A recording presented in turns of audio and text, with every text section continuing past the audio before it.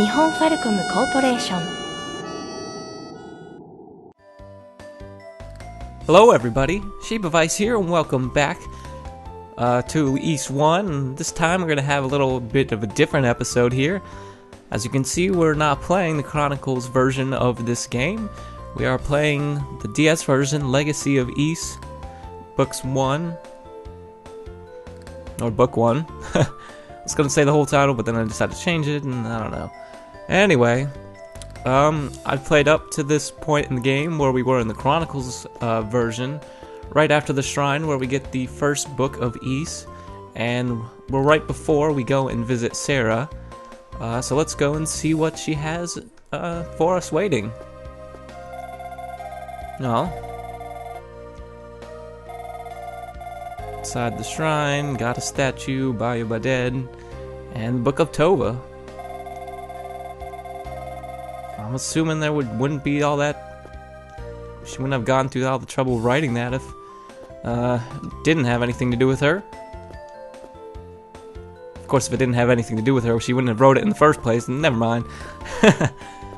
Anyway, this episode is to showcase a special dungeon that's not in the Chronicles version. It's, as far as I know, it's only in the DS version, but I didn't really do a whole lot of research on it.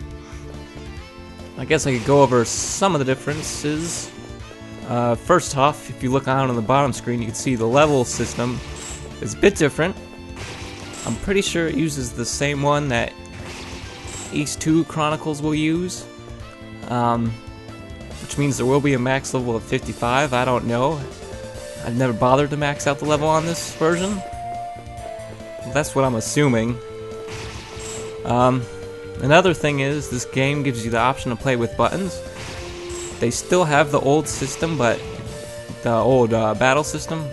But if you decide to play with that, you have to use the stylus.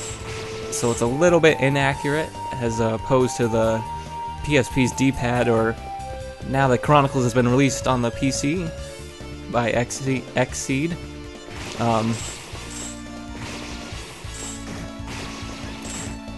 Oh, you can play it on the computer too, so yeah, there we go, that's what I was thinking of. So like that piece of paper said, we had to go to a goddess statue that's near Solomon Shrine. If you also notice, they have a bit different translations in this game, so I'll be blatantly and stubbornly ignoring all of this game's translations and using the Chronicle translations instead, just to be a bit more consistent. But yeah.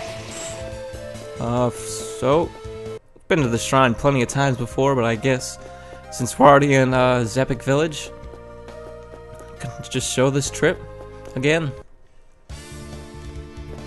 And as you can see, sprites are a little bit, well, not different, but they resized some of the enemies so they're huge. It's ridiculous looking, but anyway. So here we are in Bayu Ba'dead. If you remember my explaining of this in episode whenever we first reached Manea, this is actually just a huge crater behind the shrine that used to be a mountain, but apparently the mountain just up and disappeared. However that happens. So anyways, this version of the game also introduces some equipment that is not in the Chronicles version. There's a nether equipment set in between the 3rd tier and the silver tier that we're just getting into in the Chronicles edition. So, well, in this area there's a couple of warps we can take. Ow, stop hitting me. But they need to be activated first, so there's a switch around here somewhere.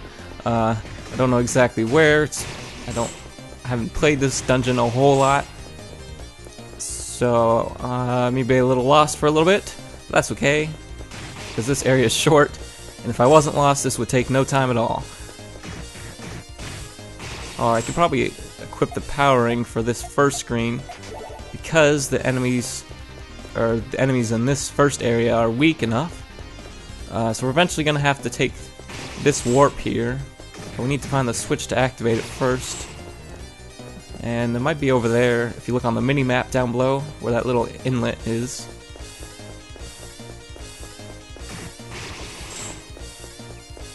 I keep taking unnecessary damage. I mean, it's only 1 damage, but adds up over time.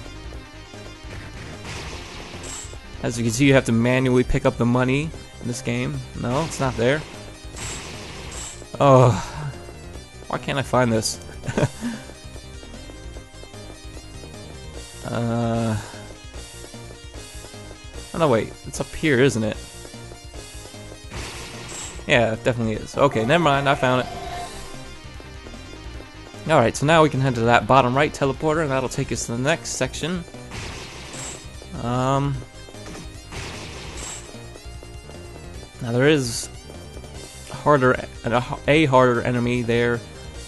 Ooh, I don't want that. So I'm gonna equip the shield ring again. Don't want to take too much damage. Of course, I'm about to level up here, but oh wait, it wasn't this one? Never mind then. I don't think that warp actually leads anywhere. So if we can't take that one, then it must be the one over in the bottom left, maybe? I must be thinking of the next screen where we have to take the bottom right one. Yeah, alright. Okay, so let's see. First, the switch for this room is nearby. It's just right over here, if I remember correctly. Yep. Alright. These are the tougher enemies. Not much tougher, but yeah, they can do 3 damage. If I didn't level up right there, they would have done more.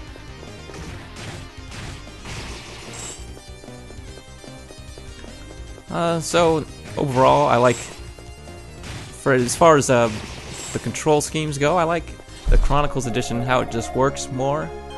I mean, the buttons in this game, they make it easier in ways, but they can also make it difficult if your timing gets off.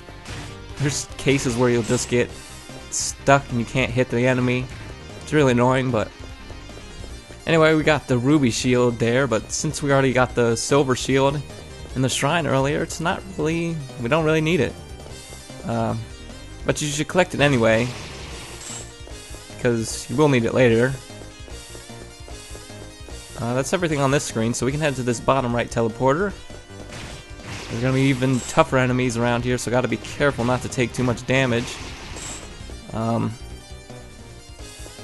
yeah, like I mentioned before, this dungeon isn't really all that long, but I really like the fact that they decided to add it in. It's a nice little touch. Get to know a little bit more about, or well, we knew about this area the whole time, but we actually get to explore it, so that's really interesting. And as you can see, there's a whole bunch of vegetation that's grown, and so obviously whatever mountain was there before has been gone a long time.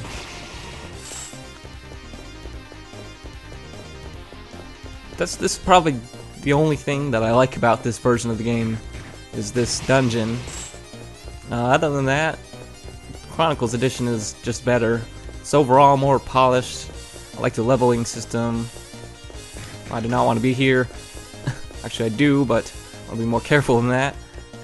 Because I think we want to go this way. Alright, there we go. Jeez. I'll be right back. Alright, so like I was explaining before, I like the Chronicles edition more because the graphics are a little bit more crisp. I really love the sprite art in that game. In this world, you just have like a 3D world, which is usually more interesting, but they didn't really put a lot of detail into it, so it's just like, no, we didn't want to go this way anyway. Died here for nothing.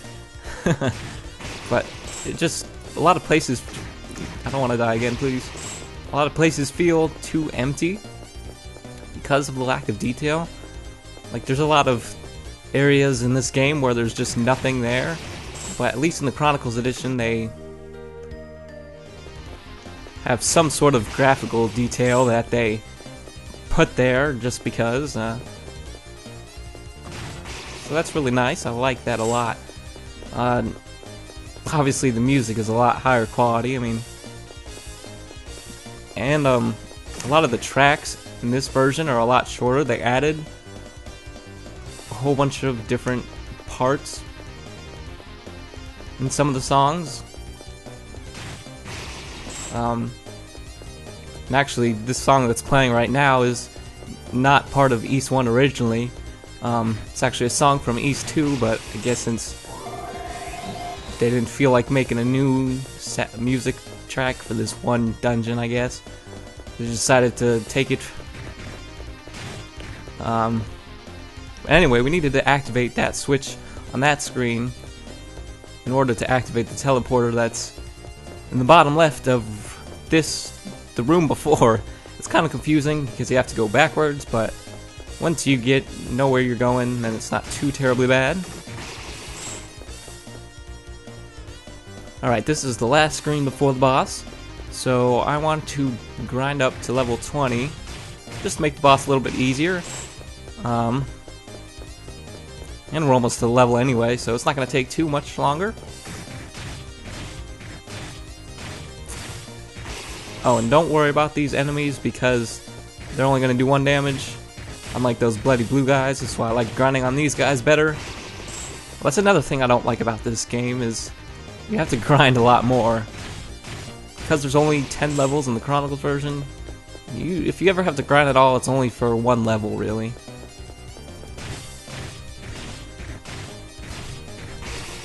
Well, I was gonna just cut this part away, but I'm almost done here, so... about 2 more, I think. 2, 3.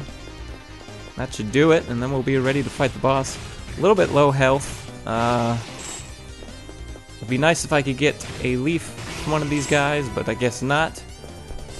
Yeah, we could probably do it. I don't have any healing items, do I? No, I do not. Okay, then.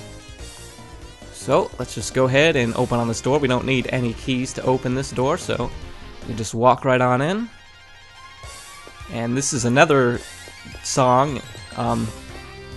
Actually is from East 1, but we just haven't gotten to the point where it plays originally. So anyway, this is Petro Rex. He's not going to do anything until we touch him. So let's activate him.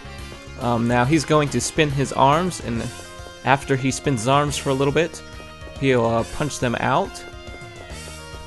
But because he only spins his arms in 8 different directions, there are certain places you can stand in order to avoid his attacks.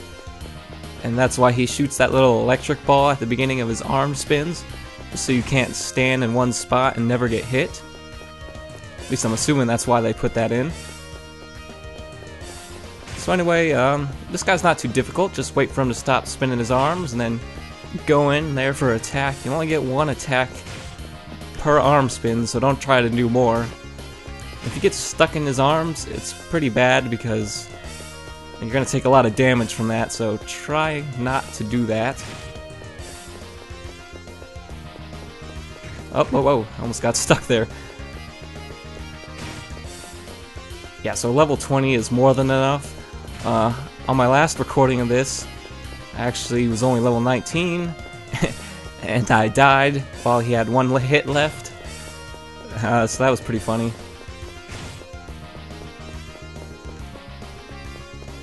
And I didn't mention this before, but the rings that we equip, they have no effect in boss battles for whatever reason. So having the shield ring isn't gonna increase your defense against bosses. Having the power ring isn't gonna double your damage against bosses. Bosses are just impervious to rings, apparently. And apparently we came all this way for nothing. Oh, alright then. Yeah, so the rings are... Don't bother with the rings against bosses. I was gonna mention this before, but we didn't have rings for Chronicles, and Nightogre was a joke. I didn't figure it worth mentioning, so... I used a wing there, by the way. They don't have a fancy animation in this version, just in case you didn't catch that. So now that we've beaten, I didn't want to talk to you again. Where is... Oh, it is. I couldn't see the sign for some reason. Anyway, now that we've beaten Bagyu Ba'dead, we come back to the fortune teller Sarah's shop. And you see we're back where we were in the Chronicles version, where we find out that Sarah has been murdered. So they just throw that little dungeon in between the two events. I really like that, even if it is short and doesn't introduce any new music. It's still a lot of fun, and I like the idea of actually getting to go to Bayu Ba'dead. That's just me. I hope this episode was at least somewhat interesting, and I got to record this on my modded DS, so that was a lot of fun.